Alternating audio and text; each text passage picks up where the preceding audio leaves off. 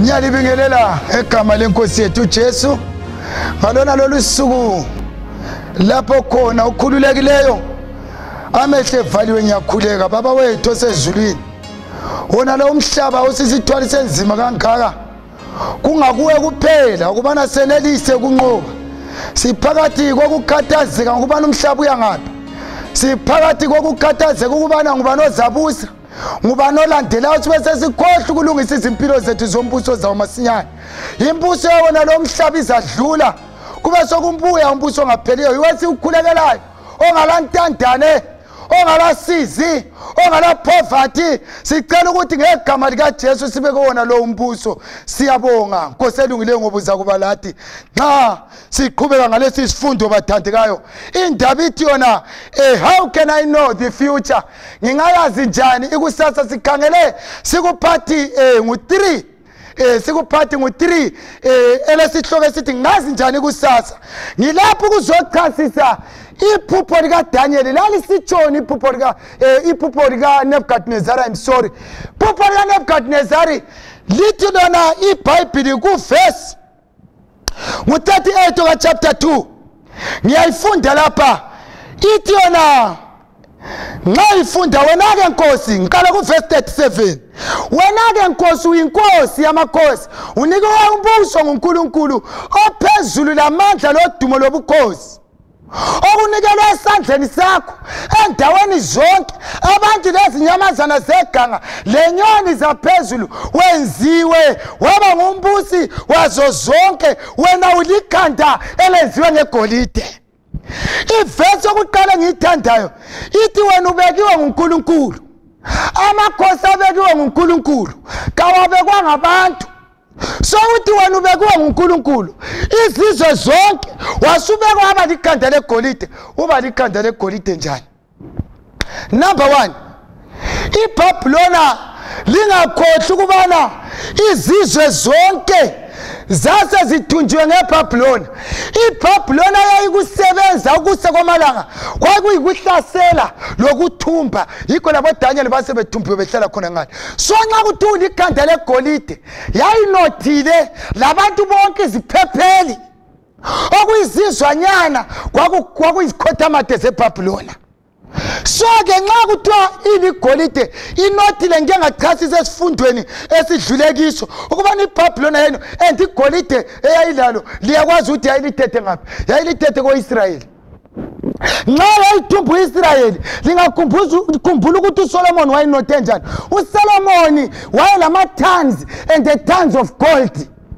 so bathi bethumba enye inotho yakwa-Israyeli yathathwa yasiwa eBhabhilona so lapha ke iBhayibheli besisithi yona ke ngomnyaka 605 before Christ iBhabhilona yaqalisa ukubusa part of the world yachofa kwaze kwafika 539 kuthe kusithi 539 ngesizathu sokubana uNkulunkulu bathandikayo ukhulumile wathi kakho oza kubusa umhlaba lokuze kunaphakade uverse ngu39 abesesithi emva kwakho kuzavela omunye umbuso omncinyane kulo wakho kuvela lomunye wesithathu mana ngicine kulo kuzavela omunye umbuso omncinyane kulo wakho asikhangeleni lapha right ngithe mina ngikhuluma lapha ngathi mina iBhabhilona imelele likhanda then ingalo lezi zimelele isiliva so isiliva lesi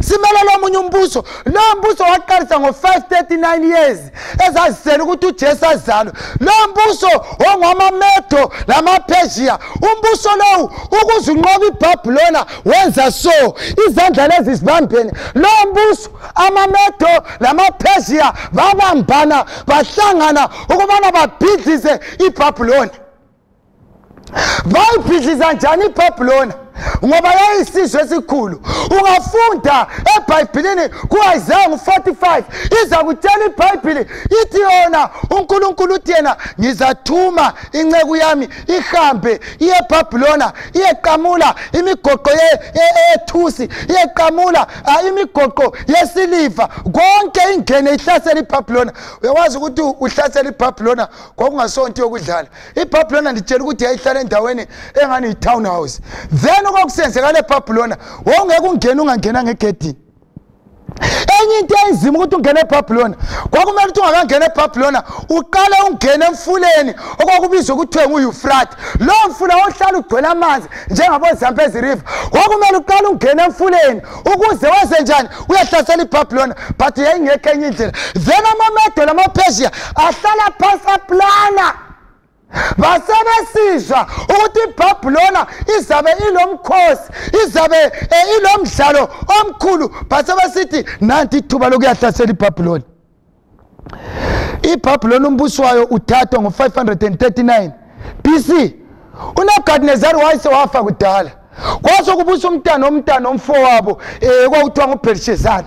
Then uBelishazari ke le deal ngelinye ilanga kwaso kubuya amadoda lamaMedo namaPersia afika emfuleni ngale uEufrate. Bafika ngobusuku banyenya, ngobusuku bafika bagebha amanzi bawadiveta amanzi achiphila isithutha lingavula umgelo ayatshintsha indlela. Babuya lamasotsha bafika batshintsha indlela yamanzi bavula ibig lake ngemuva kwani bathandikayo ngemuva kweBhabhilona. iBhabhilona lokho behlabela besithi awaBhabhilona. Lamhlanje hlobo ethandikayo empilweni zethu uNkulunkulu ufuna ukuveza into emangalisayo. Umbuso weBhabhilona kuthiwa wathathwa. Umbuso weBhabhilona awuthathwanga ngengqamo. Umbuso weBhabhilona awuthathwanga ngodlame. Bangena eBhabhilona bathi sebediveta amanzi umfula suwomile basebengena. Bathe bengena egedini vela bakuthola kungekho egedini umsecurity ngoba lali lilanga lokudakwa. Namhlanje uplanet Earth ngumhlaba wokudakwa ngezinto ezithiyeneyo. Kwesinye isikhathi hlobo ethandikayo ungaqothana lokudakwa uqothana lezinto zomhlaba ubusukhohlwa ukubana uSathane isitha siyahlasela emuva ngempilo yakho. Bathe sebengenile phakathi bafika bambamba uBelishazari bafika nje bambulala njengebroiler. Kazange vele belesikhathi sokubana la yasukumalwe kwakungalweki. Why kwakungalweki? Ngoba uNkulunkulu wayekhulumile. Indaba yokubusa komhlaba is from Nebukadnezari, Medo-Persia, Greece, Roman Empire. Ubusufika esigabeni esikiso thina kathesi bathandikayo ngizalikhazela ukuhamba kwesikhathi ukubana singathi kodwa isifundo esiqhakathekileyo esizaqhubeka ngaso ukuthi umbuso owalandelayo ukubusa wawungokabani. Lapha sihlangana lamani lamaMedo-Persia yiwasebusa asethetha iBhabhilona yiwasezidonga okutshengisa ukuthi bathandikayo ukuthi umuntu ahlale embusweni akuyi ngokuthi lamasotsha anganani, ukuthi umuntu ahlale embusweni akuyi ngokuthi uhlakanipho kunganani. Yebo singathi ngamasotsha, yebo singathi inhlakanipho, yebo singathi kuthandwa ngabantu, kodwa kuya ngokuthi uNkulunkulu uyafuna yini. uThixo ama-leaders of this earth uwabolekile ukubana athungamele abantu. Nxa abathungamele ngenhlakanipho, abathungamele ngendlela efuna nguThixo ngoba bawubolekiwe lo mbuso. Finally bathandikayo silomthungamelo ongcono ozabusa ozathungamela owakumbuso akusoze kube lezibhedlela, owakumbuso akusoze kube lamamosa, owakumbuso uza kuba ngumbuso osmooth. Ngoba abanengi eSouth Africa ngikhuluma kunje khonapha silozibuse siphila uzibuse. Mina I'm coming from Zimbabwe silozibuse. Amazwe amanengi alozibuse kodwa nxa ufuna ukubona ukuthi kasikazibusi omosi lokho bekhona, odokotela lokho bekhona, izibhedlela zikhona, kuyagulwa. Lapha ngilibizela kuJesu olombuso ongasowomuntu, ongasolekiyo, ongapheliyo, ozabule empilo engunaphakade. Ukusa kwamalanga ezimpilweni zethu sivuka sikhamba aseyamiseni impilo zethu kuJesu ngoba uJesu yeza uzobeka umbuso wakhe bathandikayo ongala kugula, umbuso ongasolekiyo. Namhlanje siyasola ukusa kwamalanga okungazakali ukuthi sifunani, but uJesu uthena ngicela ukulithiyela inselela ukubana libe kwazi ukuthi ngiyeza futhi owami umbuso uzakuma kuze kube laphakade. Inkosi kayilenzele kuhle, ngiyalithanda lo Jesu uyalithanda. Ngicela libe losuku oluhle ngegama lenkosi yethu uJesu.